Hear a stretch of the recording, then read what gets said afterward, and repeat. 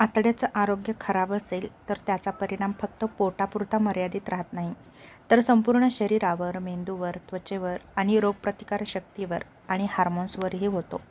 आतड्यांना दुसरा मेंदू असंही म्हटलं जातं, कारण ते शरीरातील अनेक महत्त्वाच्या क्रिया नियंत्रित करतं. पचनसंस्थेवर गंभीर परिणाम होतो, जसं की सतत गॅस, पोटदुखी होते, बद्धकोष्ठता, जुलाब वारंवार होतो. अन्न नीट न पचणं, पोटात दुखणं, मुरडा येणं, कारण आतड्यातील चांगले बॅक्टेरिया कमी झालेले असतात. पोषण तत्वाची कमतरता. आतडे खराब असतील तर शरीराला आवश्यक ते पोषक घटक मिळत नाहीत. व्हिटॅमिन B12, डी, आयर्नची कमी जाणवते. सतत थकवा, अशक्तपणा येतो, केस गळतात, नखे कमजोर होतात, कारण पोषक तत्वे भेटत नाहीत.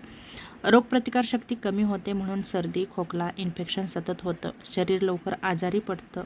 शरीरातील 70% इम्युनिटी कमी होते. त्वचेचे आजार होतात, पिंपल्स येतात, त्वचा निस्तेज दिसते, कोरडी दिसते, ॲलर्जी, रॅशेस होतात. त्याचप्रमाणे मानसिक आरोग्यावरतीही वाईट परिणाम होतात, जसं की सतत ताण, चिंता, डिप्रेशन, मूड बदलतात.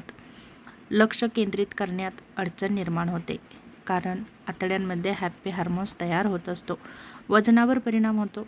अचानक वजन वाढतं किंवा कमी होतं. जास्त भूक लागते किंवा अजिबातच भूक लागत नाही, कारण मेटाबॉलिझम आणि हार्मोन्स बिघडतात.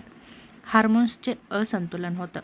महिलांमध्ये मासिक पाळी अनियमित होते आणि PCOS सारख्या समस्या वाढू शकतात, कारण आतडे हार्मोन्स बॅलन्स करतं. शरीरात सूज वाढते, सांधेदुखी, शरीरदुखी वाढते. त्याचप्रमाणे क्रोनिक इन्फ्लेमेशनचा धोकाही वाढतो. डायबिटीज होतो, हार्ट डिसीज होऊ शकतात, इम्युनिटी कमी होते, आपल्या शरीरातील पेशींचं आरोग्य खराब होतं, थायरॉईड होऊ शकतो, मेंदूचे आजार होतात, जसं की विसराळूपणा, मेंदूची कार्यक्षमता कमी होते. दीर्घकाळ मेंदूचा आजार होण्याचा धोका वाढतो. विषारी पदार्थ शरीरामध्ये साचून राहतात, त्यामुळे आपल्या संपूर्ण शरीरावरतीच वाईट परिणाम होतात. त्याचप्रमाणे झोपेवरही परिणाम होतात, जसं की झोप नीट लागत नाही, वारंवार जाग येते.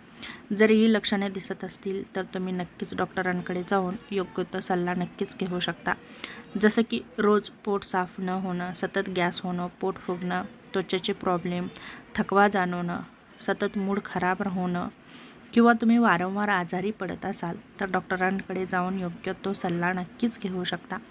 आतड्याचं आरोग्य म्हणजे संपूर्ण शरीराचं आरोग्य. ते बिघडलं तर शरीरातील जवळजवळ प्रत्येक सिस्टीम प्रभावित होते, जसं की मेंदू, त्वचा, हृदय आणि इतरही अवयव. तेव्हा आतड्याचं आरोग्य चांगलं ठेवण्यासाठी नक्कीच प्रयत्न करत राहा.